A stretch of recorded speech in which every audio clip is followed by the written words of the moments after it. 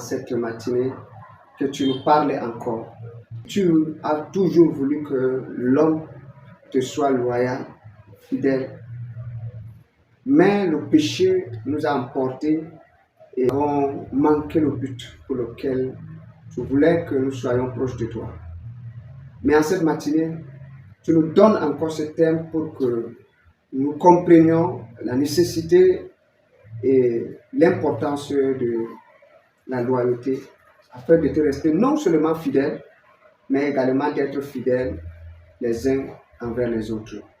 Béni sois-tu Seigneur, ouvre notre entendement et que ce message tombe dans les oreilles préparées, dans les cœurs préparés, et que personne ici ne puisse comprendre cela avec les oreilles charnelles, mais que nous tous nous comprenions avec des oreilles spirituelles et que nous changeons, Seigneur, d'attitude si jamais cela se trouve dans notre vie.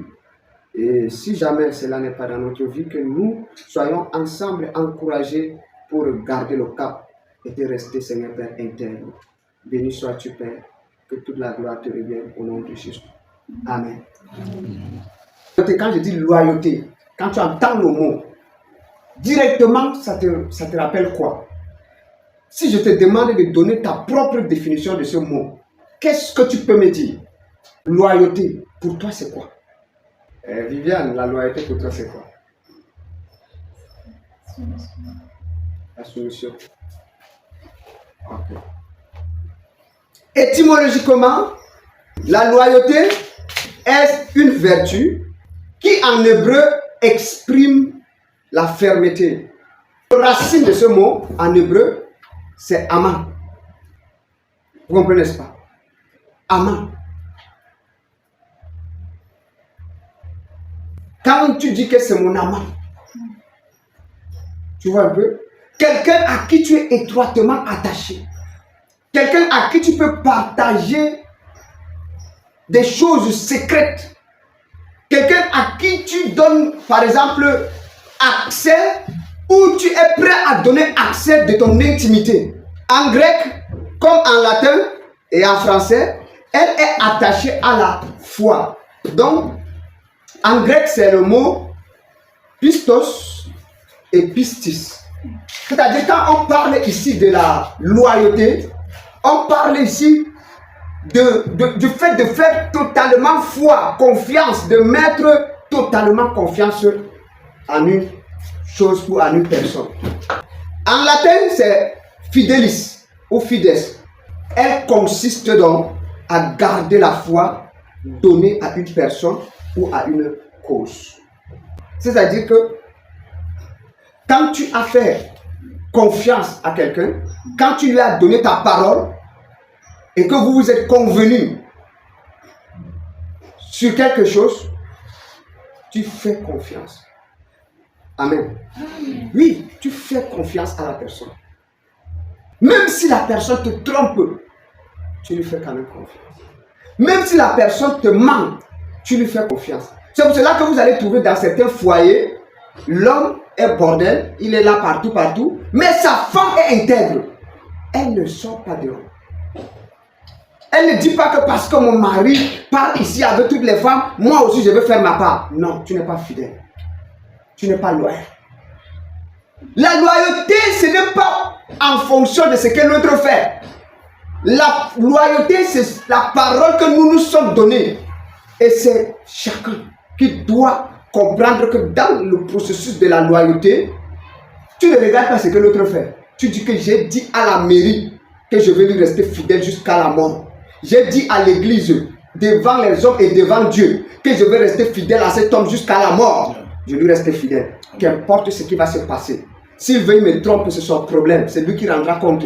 Mais moi, je sais que je dois être loyal à cet homme. Ça ne dépend pas de ce qu'il fait. Je sais que quand il rentre, il doit trouver la nourriture. C'est pas parce qu'il est rentré à minuit que le lendemain, je ne prépare plus. Tu n'es pas loyal. Est-ce que vous comprenez? Tu n'es pas loyal.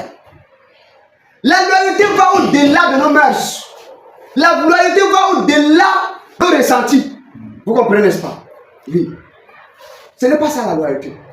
C'est pas que l'autre, quand il est bon avec moi, moi aussi je suis bon avec lui. Quand il n'est pas bon avec moi, je change de truc. Tu n'es pas loyal. Être loyal, c'est être fidèle à ses engagements, à sa parole, donner qu'importe les circonstances. Amen. Amen. Qu'importe les circonstances. Amen. Mais les hommes, nous sommes animés de l'esprit parfois de colère, de jalousie, de règlement de compte. À chaque fois qu'un petit truc arrive, je t'avais promis ça, je ne le fais plus. Ça, c'est nous les hommes. Je t'avais dit que je devais faire ceci. Comme tu m'as manqué de respect, je ne le fais plus. Tu n'as pas compris ce que c'est que la loyauté. C'est grave. Vous comprenez? La loyauté ne regarde pas les détails. Alléluia. La loyauté, c'est l'engagement que tu as donné. Tu tiens à cela. Amen. Ça ne regarde pas ce que l'autre fait. On n'est pas loyal en fonction de ce que l'autre fait. On est loyal parce que c'est un engagement qu'on prend vis-à-vis de nous-mêmes et de Dieu. C'est ça qu'on dit ici. Il dit ici, pistis, ça a un lien étroit avec la foi. Et Jésus a dit que quoi? Le royaume des cieux appartient à ceux qui ont la foi comme ces petits enfants. Un petit enfant vient tuer son père, même si tu le manges, il le croit. Il rit d'abord même bien. Quand il part à l'école, le maître dit quelque chose, il vient dire à son père. Il dit que non, mon père a dit que. Donc pour lui là, son modèle là, c'est son père. Il refuse ce que le maître a dit. Parce que papa à la maison lui a dit quelque chose. Il croit même si papa ment. Moi je me rappelle quand j'étais petit, j'ai tué un gros pigeon comme ça. Et quand je l'ai ramené à la maison, mon oncle m'a dit que qu'est-ce que tu fais avec? J'ai dit que non, je suis en train de brûler pour manger. Et il m'a dit que je lui ai dit que c'est quoi? Il m'a dit que si tu manges, tu ne pourras plus tuer l'autre. J'ai dit que ah bon, il a pris le gros là, il a bouffé seul. Moi comme j'étais animé de la chasse. Comme il m'a dit que je ne devais plus tuer d'autres, pour moi c'était une mauvaise nouvelle. Et je lui ai dit, il a mangé ça seul. Quand il est arrivé au niveau des pattes, il a commencé à rire. Il a commencé à rire. Mais jusqu'à aujourd'hui, je n'ai jamais oublié l'histoire là. J'avais foi en lui, je croyais à ce qu'il me disait. Même si ce n'était pas vrai, j'ai cru à cela. Parce que pour moi, il était un modèle. C'est ça. Une personne fidèle est une personne dont l'attachement à quelqu'un reste constant et sur lequel on est sûr de pouvoir compter. Amen. Un attachement constant. Ça ne varie pas. Ça ne varie pas.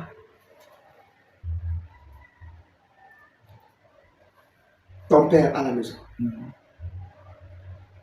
Quand tu l'aimes et que tu entends que ton père a trompé ta mère avec une autre personne dehors, avec une autre femme, et ils ont un enfant, est-ce que pour cela tu dis que ce n'est plus ton père? Il reste ton père. Est-ce que pour cela tu ne continues pas à l'aimer? Tu continues à l'aimer. Est-ce que pour cela, quand il te donne des instructions, tu n'obéis pas? Tu continues à obéir. Est-ce que vous voyez donc? Constant. Ça reste constant. Et une personne, que son amour ne varie pas en fonction de ce que tu fais, ou bien en fonction de ce que des faiblesses qu'il voit en toi, cette personne-là est loyale. L'exemple d'Élisée dans la Bible, on va arriver dessus ça. Vous voyez un peu? Ton père a fait ceci. Il a dit, fermez votre bouche. Je sais qu'il sera enlevé. Mais je suis avec.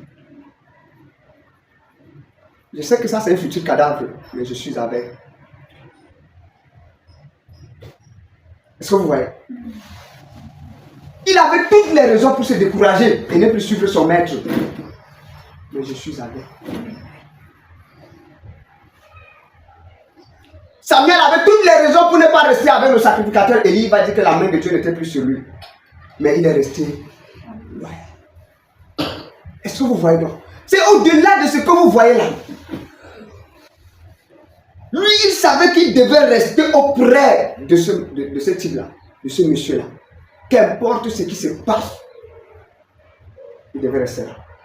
Aujourd'hui, si Dieu te révèle les faiblesses de ton leader, les faiblesses de ton pasteur, les faiblesses de ton père biologique, les faiblesses de ceci, est-ce que tu pourras continuer à les aimer les faiblesses de ton patron dans ton lieu de service?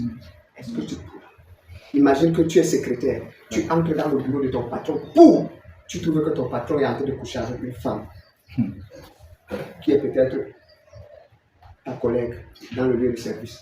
Est-ce que tu seras capable de refermer et fermer ta bouche de pas parler? Est-ce que tu seras capable? Si tu n'es pas capable, tu n'es pas loyal. Je te dis la vérité, tu n'es pas loyal. Le jour où tu fermes ta bouche, le patron là n'entend pas ça ailleurs. Tu vas le marquer à vie. Je te dis la vérité, tu vas le marquer à vie. Un jour comme ça là, tu ne vas pas savoir. Un souvenir va venir dans sa tête comme ça. On l'a nommé à un poste encore plus élevé. On va appeler. Ma fille, je suis maintenant à Yaoundé. Dans tel poste, je veux que tu sois à côté de moi. Je suis en train d'écrire un truc. Et si tu trouves l'affectation venir, sache que c'est moi qui est à l'origine de ça. Tu es une bonne personne. La loyauté a toujours payé. Amen. Tu comprends? C'est ça que je dis que ce n'est pas en fonction de ce. Sinon, si tu regardes seulement à ce que l'homme est décevable. L'homme est de nature comme ça. Mais si tu regardes à l'engagement que tu as vis-à-vis de Dieu, ta loyauté sera constante, ta fidélité sera constante. Vous comprenez? En termes de fidélité, j'aime beaucoup les juifs et les musulmans. Ils sont plus fidèles. Un musulman peut travailler dans une entreprise jusqu'à prendre sa retraite. Il pouvait faire sa part, mais il ne fait pas. Il travaille, il est en train de travailler seulement pour son patron. Son patron se fait de l'argent, se fait de l'argent, se fait de l'argent. Et la seule chose qu'il sait, si son patron est bien, lui aussi il est bien. C'est ce qu'il sait. Et par moment même, le patron vient, il te chasse, il t'abandonne comme ça. Tu vois? Tu vas voir, la personne va revenir. Il va supplier son patron. Son patron le reprend. Vous comprenez? Quand les gens qui ont des richesses claires, tu les voles, ça les énerve. Les gens qui n'ont pas de richesses claires, ils savaient que les gens doivent manger derrière. Parce que eux-mêmes, ils aiment ça. Ils aiment que tu le voles, il ne va pas parler. Demain encore, tu le voles, il ne va pas parler. Parce qu'il sait que c'est comme ça que ça se passe. Ils n'ont pas la notion de la loyauté. Est-ce que vous comprenez? Oui. Or, la Bible dit qu'un bien mal acquis ne profite jamais. Mais comment lui, il peut dire que vole-moi? Est-ce que vous comprenez? Donc, sa philosophie là n'est pas la philosophie du royaume. Sa manière de penser n'est pas la manière du royaume.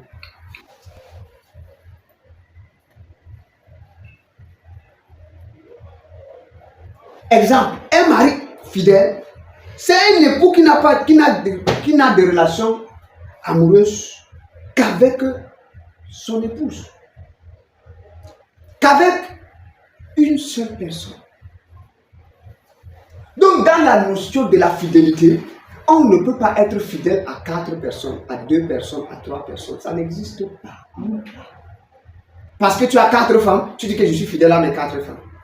Ça n'existe pas. C'est un mensonge pur du diable. C'est même déjà l'exemple ici typique de l'infidélité. Vous comprenez? La preuve en est que la 4e femme que tu viens d'épouser, si elle est malade, tu vas prendre la maladie là, tu vas contaminer les autres. C'est parce qu'il n'y a pas de fidélité. Dans la fidélité est comme un cercle fermé. Rien ne sort. Vous comprenez? C'est fermé. Ce qui est à l'intérieur reste à l'intérieur. On va maintenant aller dans quelques exemples bibliques de la loyauté. Quelques exemples bibliques de la loyauté. Est-ce que quelqu'un peut lire Ruth chapitre 1? Nous allons voir un exemple biblique de la loyauté. Ruth chapitre 1, premier verset. Du temps des juges, il y eut une famine dans le pays. Un homme de Bethléem de Juda partit avec sa femme et ses 2 fils pour faire un séjour dans le pays de Moab. Oui. Le nom de cet homme était Elimelech, celui de sa femme Naomi.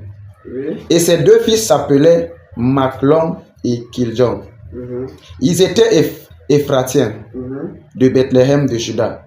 Arrivés au pays de Moab, ils y fixèrent leur demeure.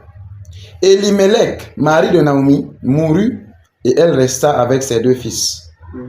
Il prit des femmes moabites, dont l'une se nommait Orpa et l'autre Ruth. Ils habitaient là environ 10 ans. Oui. Machlon et Kiljon moururent aussi tous les deux, et Naomi resta privée de ses deux fils et de son mari. Puis elle se leva, elle et ses belles-filles, afin de quitter le pays de Moab, car elle apprit au pays de Moab que l'Éternel avait visité son peuple et lui avait donné du pain. Elle sortit du lieu qu'elle habitait, accompagnée de ses deux belles-filles, et elle se mit en route pour retourner dans le pays de Juda. Naomi dit alors à ses deux belles-filles, « Allez, retournez chacune à la maison de sa mère, que l'Éternel use de bonté envers vous, comme vous l'avez fait envers ceux qui sont morts et envers moi. Que l'Éternel vous fasse trouver à chacun du repos dans la maison d'un mari. » Et elle les baisa, elles élevèrent la voix et pleurèrent. Et elle lui dit, « Non, nous irons avec toi vers ton peuple. » Naomi dit, « Retournez, mes filles, pourquoi viendriez-vous avec moi? Ai-je encore dans mon sein des fils qui puissent devenir vos maris? Retournez, mes filles, allez, je suis trop vieille pour me remarier. Et quand je dirai, j'ai de l'espérance, quand cette nuit même je serai avec un mari et que j'enfanterai des fils, attendriez-vous pour cela qu'ils aient grandi? Refuseriez-vous pour cela de vous marier? Non, mes filles, car à cause de vous, je suis dans une grande affliction de ce que la main de l'Éternel s'est étendue contre moi. Et elles élevèrent la voix et pleuraient encore. Orpa baisa sa belle-mère, mais Ruth s'attacha à elle. Avant de continuer, écoutez bien ce qui se passe. Jusqu'ici, deux situations. Il y a Orpa, il y a Ruth. C'était ses belles-filles. Ces deux garçons sont morts. Mais les deux filles jusqu'ici sont restées fidèles à leur belle-mère. Elles sont restées dans la maison. Mais maintenant, l'heure est arrivée, l'heure a sonné. Cette vieille maman s'est dit que je suis en train de m'approcher de la mort. Voilà là où je suis seule maintenant. Mon mari qui était juif est décédé. Mes deux enfants que j'ai eus, mes deux fils que j'ai eus, elle n'avait plus d'autres enfants, sont aussi décédés. Et voilà maintenant je me trouve seule dans ce pays étranger. Elle a quitté Israël, elle est venue parmi les Moabites, donc dans le pays de Moab. Et elle a dit que non, je ne peux pas, c'est vrai que c'est mon mari qui m'a fait venir ici. Mais cependant, je ne peux pas, si je meurs ici, qui va m'enterrer? Qui va prendre soin de moi? Elle a dit non, il faut que je retourne vers mon peuple. Il faut que je retourne vers mes racines. Et elle décide donc de partir. Vous pouvez imaginer tous ces petits cadeaux qui étaient là, et sa maison devait être abandonnée. Vous comprenez, n'est-ce pas? Soit elle devait vendre, soit elle devait donner ça à quelqu'un, mais toujours est-il que quelque chose devait se passer pour qu'elle parte. Elle appelle alors ses deux filles. Elle dit que mes filles, voilà l'heure a sonné, je dois rentrer vers mon peuple. Mais vous êtes restés à côté de moi. Mais maintenant, je sais, j'ai déjà testé votre loyauté. C'est bon, il n'y a pas de problème. Moi, en tant que votre belle-mère, malgré les dots et tout ce qu'on a donné sur vous, parce que les enfants là se sont mariés à des Moabites, elles n'étaient pas des Israélites. Je dis que je vous laisse ça et je vous donne maintenant l'autorisation d'aller vous remarier. Parce que je n'ai personne à vous proposer. Chez les Juifs, on pouvait prendre peut-être le cousin, le neveu, pouvait hériter. Mais maintenant, je n'ai personne qui va le faire ici. Donc, je vous laisse partir. Allez, vous êtes libre. Vous n'êtes sous aucun joug. Allez vous marier. Mais, et les deux ont dit que non, nous ne te laisserons pas, nous allons partir avec toi. Ils ont dit non. La belle-mère a fini par les convaincre. Je n'ai pas d'autres garçons, je suis déjà vieille. Et même si Il arrivait que je me remariais maintenant et que Dieu me donnait même des enfants. Est-ce que vous allez attendre que ces enfants-là grandissent d'abord avant de vous épouser? Ce n'est pas possible. Mais la chose que je vous dis, je vous en supplie, mes filles. Orpa a baisé sa belle-mère, elle a pleuré, elle est partie. Mais Ruth a dit que je ne veux pas bouger ici. Vous voyez, la loyauté, c'est quelque chose que c'est un esprit, je vous dis la vérité. C'est un esprit. Et ça, c'est des gens qui ont la révélation, qui se comportent de la sorte. Vous comprenez? C'est des gens qui ont la révélation qui se comportent de la sorte. Quand tu n'as pas la révélation sur qui est devant toi, qui est ton patron, qui est ton chef de service, qui est ceci, tu ne peux pas être loyal. C'est ça qui fait que beaucoup de gens, à un moment donné, sont bloqués. Ils sont bloqués parce qu'ils ont cru que seuls ils pouvaient aller. Partout là où ils sont passés, ils ont gâté. Et un jour maintenant, ton dossier est arrivé devant le roi. Et c'est ce roi-là. C'est ce roi-là qui est là. Ça, c'est le dossier de qui? Ton dossier arrive devant un directeur. C'est celui que tu as dit, ah, fous-moi le camp. Et ça, c'est le dossier de qui? C'est le dossier de Kawara. Mettez ça de côté. À cause d'un mauvais souvenir qu'il a de toi.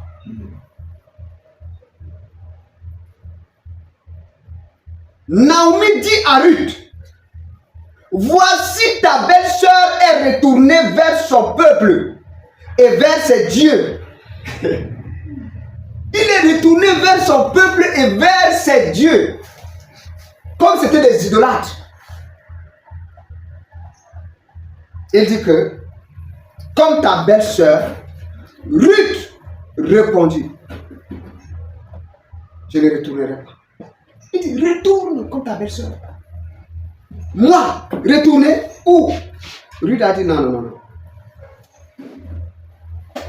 Ne me presse pas de te laisser, de retourner loin de toi.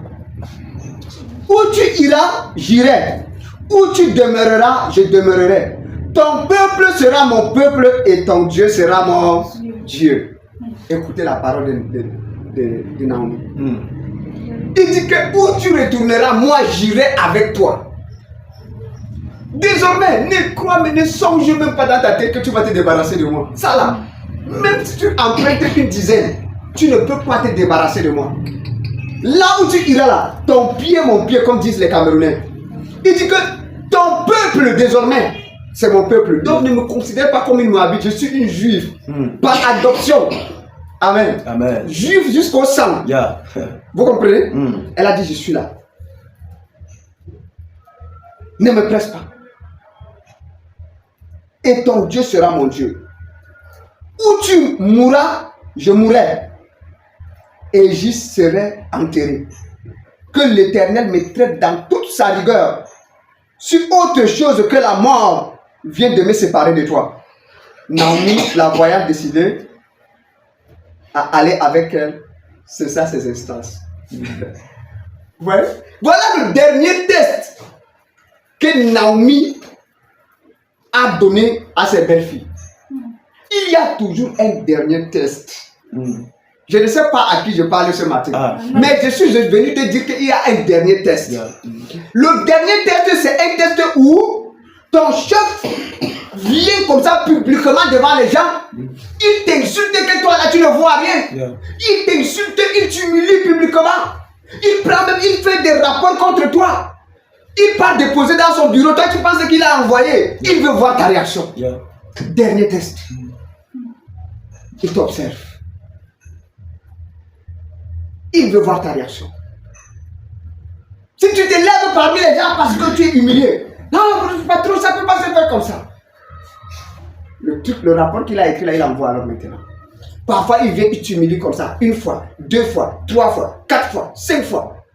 Et à un moment donné, tu dis que non, je ne peux plus. Quand tu es sur le point de craquer, sache que tu n'es pas loin de ta gloire. Alléluia. Vous comprenez? Quand tu es sur le point de ne plus supporter une injustice, sache que la gloire est devant. Amen. Quand tu sens que tu es sur le point d'éclater ton ras-le-bol, sache que tu es à 2 pas de ton succès. Amen. Ça a toujours été comme ça. Le dernier test n'a jamais été facile. Toutes les personnes qui sont passées par ce genre de test savent ce que je dis. Dieu ne fait pas confiance à une personne comme ça. Dieu va t'éprouver. C'est pour cela que l'apôtre Paul parle de l'épreuve de la foi. Voilà Orpa, quand il a écouté ça, il est parti. Et sa belle-mère va faire un dernier texte, va dire que tu as vu ta soeur est partie, non? Toi aussi, fais comme elle. Pars. On va te faire comprendre que tu as vu tout le monde s'il est d'accord pour la chose, non? Toi aussi, fais comme ça. Si tu n'as pas le discernement, tu risques de quitter ton aide de destinée comme ça. Et tu ne risques plus jamais réaliser ce que tu devais réaliser. Voilà là où beaucoup de gens sont tombés. Voilà là où beaucoup de chrétiens sont tombés. Le dernier test qui devait te qualifier. Comme tu as échoué, tu dois tout recommencer à zéro. Dès que Ruth a dit ça, et elle a dit jusqu'à ce que, que l'Éternel me traite. Elle avait les dieux de son père. Mais elle n'a pas appelé le nom de Dieu. Elle n'a pas dit que Maloc me traite. Elle a dit que l'Éternel. Donc ça veut dire que quoi? Ruth, vous savez que les Juifs, avant que même d'épouser une païenne, les Juifs faisaient d'abord convertir la païenne avant de l'épouser. Donc ça veut dire que Ruth était une prosélyte juive. C'est-à-dire quelqu'un, un peu comme quelqu'un qui s'est islamisé aujourd'hui. Donc aujourd'hui, c'est la même attitude en tant que des chrétiens. Tu ne peux pas aller t'unir avec quelqu'un qui n'est pas de toi. Chez les Juifs, c'était comme ça. Tu devais d'abord ramener la personne dans ta religion. Et en ce moment, vous voyez dans la même direction. Et puis vous vous mariez. Si la personne refuse, les Juifs ne disent pas que l'amour est aveugle. Pour eux, l'amour doit avoir même 4 yeux. Vous comprenez? L'amour doit voir clair. L'amour est aveugle pour ceux qui veulent être aveugles. L'amour n'aveugle jamais quelqu'un. Vous comprenez, n'est-ce pas? Quand tu veux marcher comme Dieu veut, tu dois comprendre ça. Elles firent ensemble le voyage jusqu'à leur arrivée à Bethléem. Et lorsqu'elles entrèrent dans Bethléem, toute la ville fut émue à cause d'elle. Amen. Bien aimé, voilà. Orpa est parti, Ruth est restée. Et Ruth maintenant est entrée. Amen. C'est ceux qui restent qui entrent. Amen. C'est ceux qui restent qui se saisissent de la promesse. C'est ceux qui restent qui bénéficient de la bénédiction.